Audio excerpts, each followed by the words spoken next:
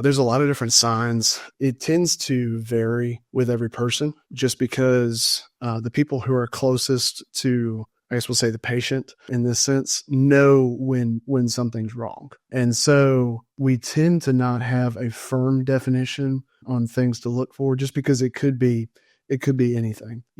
So and so hasn't called me in an hour, and to you or to whoever's calling, that's abnormal because they get a phone call every hour. To us, it's like, all right, well, they haven't called you in an hour.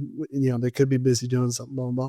But to that person, it's irregular, and it warrants a welfare check. Majority of the time, especially with neighbors, it can go from anything just to they have a car in the driveway, but they haven't seen them in a little while, to kind of the drastic thing of, hey, it looks like about 5 or 6 days worth of mail's piling up in the mailbox, and the mailbox is overflowing. And, the lights are on, the TV's home, but I'm knocking on the door, and nobody's answering the door. There could be other things where, it could be just concerns for safety, whether, we go back to what's abnormal, just getting to know like the patient, making sure that, it's a relationship that the ins and outs, and you could be getting, weird text messages, or a phone call that just doesn't quite sound right, a voice in the background that all of a sudden, hey, I'm pretty sure they live alone, so there shouldn't be any voices in the background. Different things like that could warrant us